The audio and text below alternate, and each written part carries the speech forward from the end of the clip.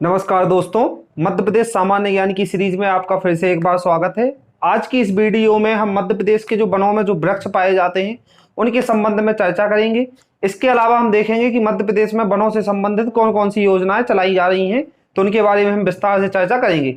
हमारी अंतिम क्लास जो थी उसमें हमने देखा था कि मध्य प्रदेश के में कौन कौन से वन पाए जाते हैं, किस क्षेत्रफल पर मध्य प्रदेश में वन उपस्थित है, मध्य प्रदेश के कितने प्रतिशत भाग पर वनों की जो स्थिति है वो देखी थी हमने लास्ट वीडियो में। इस वीडियो में हम मध्य प्रदेश के में जो वन है उनकी उनमें जो वृक्ष पाए जाते हैं उनके बारे में हम चर्चा करेंगे। तो मध्य प्रदेश में जो सर्वाधिक मात्रा में जो वृक्ष पाए जाते हैं उनके बारे में हम देखेंगे। तो सर्वाधिक मात्रा में जो वृक्ष पाए जाते हैं वो पाए जाते हैं सागौन के वृक्ष।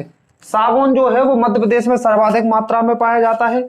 सागौन की यदि रासायनिक नाम की हम बात करेंगे कि सागौन का रासायनिक नाम क्या होता है, तो सागौन का जो रासायनिक नाम होता है वो होता है टिक्टोमा ग्रांडिस। टिक्टोमा ग्रांडिस जो है ये सागौन का रासायनिक नाम है। ये रासायनिक नाम आप बहुत अच्छे से याद रखें क्योंकि रासायनिक नाम अधिकतर पूछे जाते हैं। तो ये सागौन का रासायनिक नाम है टिक्टोमा ग्रांडिस, तो ये भी आप याद रखें। ये सर्वाधिक मात्रा में पाए जाते हैं। जैसा कि हमने देखा मध्य प्रदेश में जो वृक्ष पाए जाते हैं उनमें सर्वाधिक मात्रा जो है वो सागौन के वृक्षों की पाई जाती है। यदि क्षेत्रफल की बात करें कि मध्य प्रदेश के वृक्षों में कितने क्षेत्रफल पर सागौन के वृक्ष पाए जाते हैं, तो वो पाए जाते हैं 27.8% भाग पर। यानी मध्य प्रदेश में जो कुल वृक्ष पाए जाते हैं उनमें से केवल 27.8% भाग पर सागौन के वृक्ष पाए जाते हैं, जो कि सर्वाधिक है। और जो यदि मध्य प्रदेश में क्षेत्र की बात करें कि सर्वाधिक किस क्षेत्र पर सागौन के वृक्ष पाए जाते हैं, तो सर्वाधिक पाए जाते हैं होशंगाबाद जिले की बोरी घाटी में। होशंगाबाद जिले की एक बोरी घाटी नामक स्थान है, वहां पर सर्वाधिक सागौन के वृक्ष पाए जाते हैं। कहां पर? बोरी घाटी में। तो ये बोरी घाटी आप याद रखें, इसका प्रतिशत जो है 27.8% भाग पर सागौन के वृक्ष पाए जाते हैं। आगे जो अगला वृक्ष है उसके बारे में हम देखेंगे। तो अगला वृक्ष है साल का वृक्ष। साल जो है, साल भी मध्य प्रदेश में दूसरे नंबर पर पाया जाता है। सागौन के बाद साल का नाम आता है। साल जो वृक्ष है इसका रासायनिक नाम की बात करेंगे तो इसका रासायनिक नाम है सोरिया राबुस्ता। सोरिया राबुस्ता साल का रासायनिक नाम है, यानी साइंटिफिक नेम है। और ये जो पाया जाता है मध्य प्रदेश में दूसरे स्थान पर पाया जाता है। कौन सा? सागौन का, ये साल का वृक्ष। सागौन पहले नंबर पर, साल दूसरे नंबर पर मध्य प्रदेश में पाया जाता है। सोरिया राबुस्ता इसका रासायनिक नाम होता है। यदि क्षेत्रफल की बात करें कि मध्य प्रदेश के कितने क्षेत्रफल पर साल के वृक्ष पाए जाते हैं, तो वो पाए जाते हैं 16.54% भाग पर साल के वृक्ष पाए जाते हैं। सागौन 27.8% भाग पर, और जो साल के वृक्ष है वो पाए जाते हैं 16.54% भाग पर। और सर्वाधिक जो पाए जाते हैं, सर्वाधिक साल का वृक्ष पाया जाता है मंडला जिले के अंतर्गत। मंडला जिले के अंतर्गत सर्वाधिक साल के वृक्ष पाए जाते हैं। और जो सागौन के वृक्ष हैं वो होशंगाबाद की बोरी घाटी में पाए जाते हैं सर्वाधिक। अगला जो वृक्ष है उसके बारे में बात करेंगे, तेंदुपत्ता का वृक्ष। तेंदुपत्ता जो है, जो देश का कुल तेंदुपत्ता है, यानी जो भारत का कुल तेंदुपत्ता है उसका जो 60% भाग है उसका उत्पादन केवल मध्य प्रदेश से होता है। यानी देश के कुल तेंदुपत्ता में से 60% जो तेंदुपत्ता का उत्पादन है वो मध्य प्रदेश से होता है। मध्य प्रदेश का तेंदुपत्ता के उत्पादन में प्रथम स्थान है। भारत में मध्य प्रदेश का प्रथम स्थान है तेंदुपत्ता के उत्पादन में। यदि तेंदुपत्ता की उपयोग की बात की जाए तो इसका क्या उपयोग होता है? तेंदुपत्ता का उपयोग बीड़ी बनाने में, बीड़ी के निर्माण में तेंदुपत्ता का उपयोग किया जाता है। मध्य प्रदेश में यदि बीड़ी कारखाने की बात करें तो लगभग 260 बीड़ी कारखाने मध्य प्रदेश में उपस्थित हैं। यानी तेंदुपत्ता का उत्पादन सर्वाधिक होता है मध्य प्रदेश में, बीड़ी के कारखाने सर्वाधिक है क्योंकि तेंदुपत्ता का उपयोग बीड़ी बनाने में किया जाता है। यदि मध्य प्रदेश में बात करें कि मध्य प्रदेश में सबसे ज्यादा कहां होता है, तो सागर जिले में, मध्य प्रदेश का जो सागर जिला है उसमें सर्वाधिक उत्पादन होता है तेंदुपत्ता का।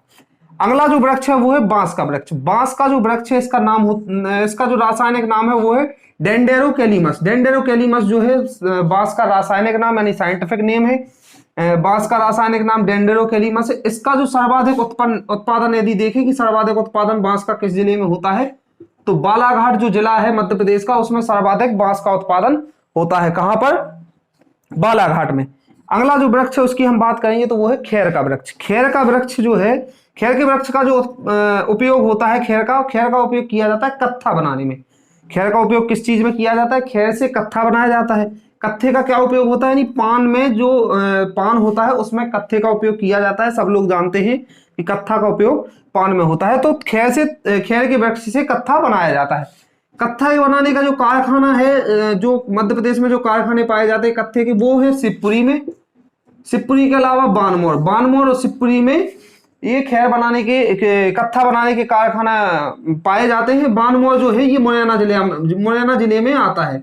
मुरैना जिला में बानमोर स्थित है। बानमोर में और शिवपुरी में किसके कारखाने हैं? कत्था बनाने के। अगला जो वृक्ष है उसके हम बात करेंगे वो है भिलावा। भिलावा जो होता है ये अत्यधिक उपयोगी वृक्ष होता है।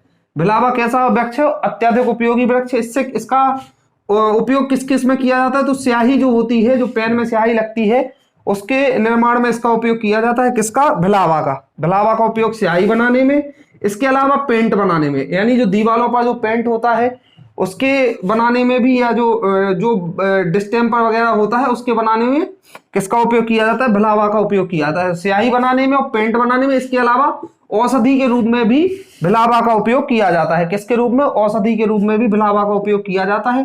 कारखाने की बात करें कि भिलावा का ये जो औषधि पेंट वगैरह बनाने का जो कारखाना स्थित है तो वो छिंदवाड़ा जिले में इसका कारखाना है। किसका?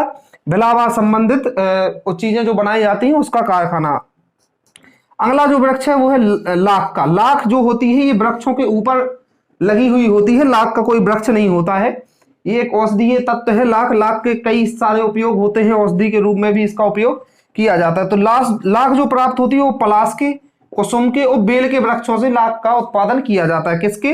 पलाश, कुसुम और बेल के वृक्षों से लाख का उत्पादन किया जाता है। इसके अलावा अरहर के पौधों से भी लाख का उत्पादन किया जाता है। किससे? अरहर जो होती है, जो दाल है, उसके पौधों से भी लाख का उत्पादन किया जाता है। यदि सर्वाधिक उत्पादन की बात करें कि सर्वाधिक लाख का उत्पादन किस जिले में होता है, तो उमरिया जिले में सर्वाधिक लाख का उत्पादन किया जाता है। इसके बाद हम बात करेंगे कि मध्य प्रदेश में वृक्षों से संबंधित कौन कौन सी योजनाएं चलाई जा रही हैं, उनके बारे में हम देखेंगे। तो दोस्तों इसके बाद हम बात करेंगे जो मध्य प्रदेश में वनों से संबंधित या वृक्षों से संबंधित जो योजनाएं चलाई जा रही हैं उनके बारे में। तो सबसे पहले जो योजना है उसके बारे में हम देखेंगे। तो पहली योजना है पंचवन योजना। पंचवन योजना जो है इसकी शुरुआत जो की गई थी 1976-77 में इसकी शुरुआत की गई थी। 1976-77 में किसकी शुरुआत की गई थी? पंचवन योजना की। ये जो योजना थी, इस योजना के अंतर्गत क्या हुआ है कि इस योजना के अंतर्गत ऐसे जिले का चयन किया गया, ऐसे जिलों को खोजा गया जिनमें 33% से कम वन है। यानी जिले की जो कुल क्षेत्रफल है, जिले के कुल क्षेत्रफल में से कम 33% क्षेत्रफल पर वनों का होना अनिवार्य है। यदि इससे कम क्षेत्रफल पर वन उपस्थित हैं जिले में, तो उन जिलों में वृक्षारोपण किया जाएगा। ये योजना चलाई गई कौन सी? पंचवन योजना के अंतर्गत ये किया गया कि जिन जिलों में 33% से कम वृक्ष हैं उनमें वृक्षों का वृक्षारोपण किया जाए और वहां पर 33% या उससे अधिक वृक्षों का स्तर किया जाए। तो इस योजना के अंतर्गत किया गया था, पंचवन योजना के अंतर्गत। अगली जो योजना आई वो आई लोक वानिकी योजना। लोक वानिकी योजना के अंतर्गत क्या हुआ? लोक वानिकी योजना में अप्रैल 1999 में ये योजना शुरू हुई, यानी अप्रैल 1999 में ये योजना की शुरुआत हुई। इस योजना के अंतर्गत क्या हुआ कि जो निजी भूमि स्वामी थे, यानी जिनके पास खुद की भूमि थी, जो भूमि स्वामी थे, उनको वृक्षारोपण पर, अपनी जो निजी भूमि पर वृक्षारोपण करने पर उनको उत्साहित किया गया कि अपनी निजी भूमि पर वृक्षारोपण करें। उसके द्वारा सरकार कुछ सहायता प्रदान करती थी, वृक्ष पेड़ पौधे उपलब्ध कराती थी। तो निजी भूमि स्वामियों को अपनी स्वयं की भूमि पर वृक्षारोपण के लिए प्रोत्साहित या उत्साहित किया गया था। किस योजना के अंतर्गत? लोक वानिकी योजना के अंतर्गत। तो ये दो योजनाएं मध्य प्रदेश में वृक्षों से संबंधित चलाई गई थी। इसके बाद हम देखेंगे वन्य प्राणियों का संरक्षण। इसके लिए भी कुछ योजना चलाई गई हैं वन्य प्राणियों के संरक्षण से संबंधित। पहली जो योजना चलाई गई थी वो थी प्रोजेक्ट टाइगर की। प्रोजेक्ट टाइगर की शुरुआत हुई थी 1973 में। 1973 में जो प्रोजेक्ट टाइगर की शुरुआत हुई थी वो भारत के साथ साथ विश्व में भी हुई थी। यानी विश्व में भी प्रोजेक्ट टाइगर शुरू हुआ था और भारत में भी उसी समय प्रोजेक्ट टाइगर हुआ था, साथ ही साथ दोनों जगह शुरू हुआ था। तो जो विश्व में जो प्रोजेक्ट टाइगर के जो जन्मदाता माने जाते हैं, जिन्होंने प्रोजेक्ट टाइगर की शुरुआत करी विश्व में, उनको माना जाता है गैनी मैनफोर्ड को। गैनी मैनफोर्ड को विश्व में प्रोजेक्ट टाइगर का जन्मदाता माना जाता है। यदि हम भारत की बात करें कि भारत में किसको प्रोजेक्ट टाइगर का जन्मदाता माना जाता है, तो कैलाश सांख्या जी को प्रोजेक्ट टाइगर का जन्मदाता माना जाता है भारत में। मध्य प्रदेश में यदि कुल प्रोजेक्ट टाइगरों की बात करें तो मध्य प्रदेश में कुल 7 प्रोजेक्ट टाइगर हैं। कितने? 7 प्रोजेक्ट टाइगर हैं, जिनमें से 6 राष्ट्रीय उद्यान है, यानी 6 जो है नेशनल पार्क है और एक अभ्यारण्य यानी सेंचुरी है। एक अभ्यारण्य जो कि रातापानी है, रातापानी जो अभ्यारण्य है ये प्रोजेक्ट टाइगर के अंतर्गत आता है। और 6 राष्ट्रीय उद्यान जो है ये भी प्रोजेक्ट टाइगर के, कानाकिसली हो गया, माधवगढ़ हो गया, बांधवगढ़ हो गया, माधव राष्ट्रीय उद्यान हो गया, तो इस तरीके पन्ना हो गया, ये 6 राष्ट्रीय सतपुड़ा है, ये 6 जो है राष्ट्रीय उद्यान जो है ये प्रोजेक्ट टाइगर के अंतर्गत आते हैं। यदि हम बात करेंगे कि राजकीय मछली का, तो राजकीय मछली का दर्जा जो दिया गया है वो दिया गया है महासीर को। महासीर मछली को राजकीय मछली का दर्जा दिया गया है। मध्य प्रदेश की जो राजकीय मछली है वो है महासीर। महासीर को इसलिए दिया गया है क्योंकि ये जो नदी और तालाबों में ये विलुप्ति की कगार पर थी। कौन सी मछली? महासीर मछली। महासीर मछली जो थी वो विलुप्त होती जा रही थी नदियों और तालाबों से, तो इसलिए इसे राजकीय मछली का दर्जा देने से इसका तात्पर्य है कि इसका कोई भी शिकार नहीं किया जा सकता है, मछली पालन के अंतर्गत ये नहीं आती है, इसका संरक्षण किया जाता है जब ये राजकीय मछली का दर्जा दिया जाता है उसके अंतर्गत। तो ये विलुप्ति की कगार थी, इसलिए इसे 2013 में दिया गया था राजकीय मछली का दर्जा। और इसका संरक्षण भी किया गया है भोपाल के केरवा डैम में। भोपाल के केरवा डैम में इसका संरक्षण किया गया है। कहा किसका? राजकीय मछली महासीर का केरवा डैम में किया गया है। केडी डैम जिसे कहा जाता है, केरवा डैम में इसका संरक्षण किया गया है। और नर्मदा घाटी क्षेत्र में भी इसका संरक्षण किया गया है। नर्मदा घाटी क्षेत्र में किसका संरक्षण किया गया है?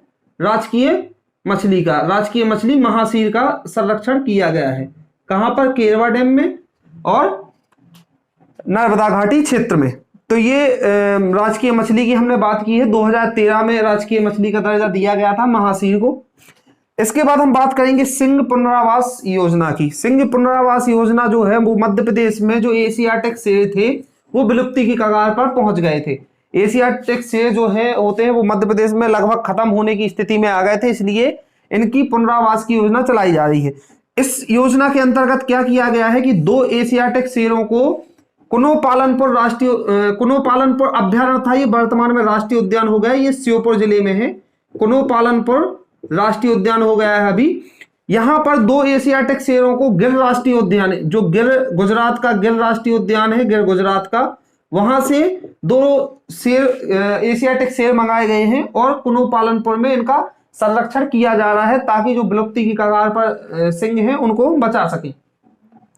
इसके बाद हम देखेंगे कि जो वनों से संबंधित, वन्य जीव जंतुओं से संबंधित कुछ अधिनियम भी मध्य प्रदेश में लागू किए गए हैं। तो मध्य प्रदेश वन्य जीव सुरक्षा अधिनियम, ये अधिनियम जो लागू किया गया था 1972 में, ये लागू किया गया था।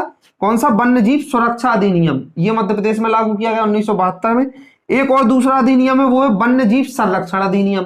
तो ये 2 अधिनियम मध्य प्रदेश में जीव जंतुओं से संबंधित लागू किए गए हैं। तो इनके अंतर्गत कुछ शर्तें हैं तो उनको लागू किया गया है मध्य प्रदेश में। जो सुरक्षा अधिनियम है वो आया था 1972 में, जो संरक्षण है वो आया था 1974 में। तो ये 2 अधिनियम है।